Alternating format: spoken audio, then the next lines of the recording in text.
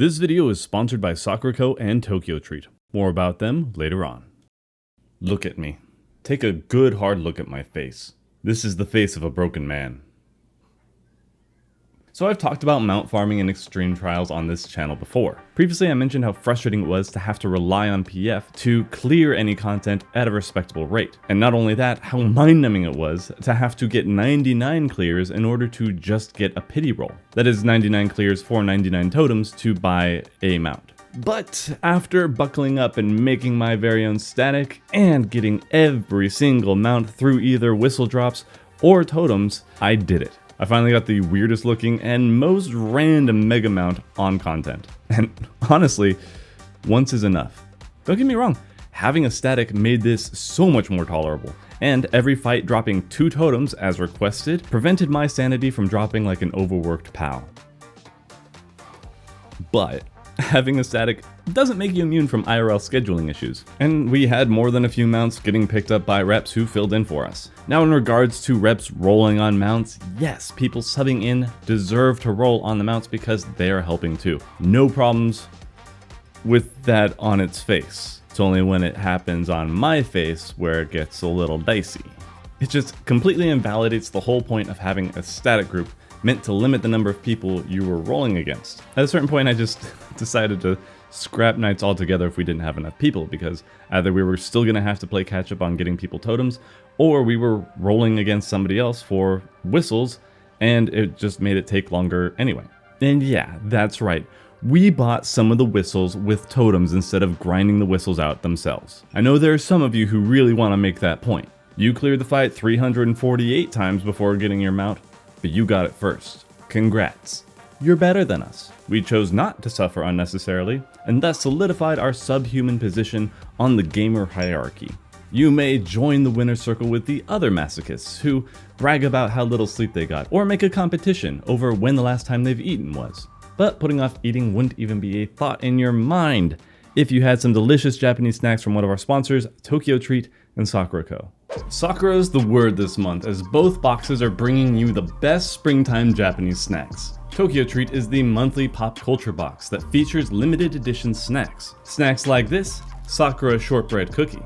It's all crumbly and it's got a little stuff in the middle there. See if we can get a good bite. How to describe it? It's got like that really good Sakura flavor that just kind of explodes, but it's not overwhelmingly sweet. So it still has that subtlety to it, and it is just delicious. Now Sakura, on the other hand, is the monthly artisan box that features snacks made by Japanese artisans. It also comes with a specially themed piece of tableware every month. This month we'll be trying the Sakura Mochi on the Neko Sakura dish. They had some red bean in there this month too, and I really wanted that, but we also got to show off the Sakura. Look how much that glitters. Oh, you can't see it very well, but it is, my hands are covered. You can't go wrong with mochi. And the Sakura sweetness on top of it, just, so fantastic. As always, each box comes with a special booklet talking about where each snack is made, possible allergens, and a little bit more about each piece. Now, I love these boxes, my family loves these boxes, because the snacks are great, and you get to look forward to it every single month. So if this is something that you want to try as well, or something that you want to get a friend to try, use the link down below and code DRAK for $5 off your first monthly Japanese snack box purchase. No, but if you wanted to just grind it out as quickly as possible without waiting for a couple patches, that more power to you. I don't care. That's seriously though, that totem change really helped me hang in there so that I could actually put forth the effort into the final couple fights. Because again, this was all about getting the final mount on expansion just for achievement's sake. Putting aside the controversy over whether or not it does in fact look like a giant grub with wings, or how odd it was to have something not cat-like, we did it. But yeah, having to sub in people really at all tends to suck when you're going for an achievement like this. It didn't matter so much early on, but it really stung not to have that loot hit one of our static members' inventories. But if you've taken some inspiration from us to make a static group of your own, just be ready for that. For all my belly aching, we actually got really fortunate with the last couple mounts. We got the last 2 mounts for everybody that wanted them in under 100 runs. Granted, a few members did just tap out and didn't even want the mount at the end. They just wanted to be done with it. And I realized halfway through writing this that the Golvez mount could be bought before the end of the expansion. Fuck! that would have saved us so much heartache, because Golbez was the prime example, the main transgressor of stinking 8-man checks at the end of the stupid fight. 8-man checks on its own could be a whole other video, but to be brief, I really hope that we see less of them in extreme content. Savages, ultimates, fine, it works. You're supposed to do everything right anyway. It makes total sense. But for something that you're grinding over and over and over again, not on a weekly lockout, things that you are putting in like 5 to 10 to 15, maybe even 20 for you crazy people every week, it gets old really fast. Because yeah, just do the mechanic right and you won't have to worry about the 8-man checks. But that logic just completely goes against the concept of brain rot. And I've seen everybody have it, from world first raiders to ultimate raiders to a scrub like me.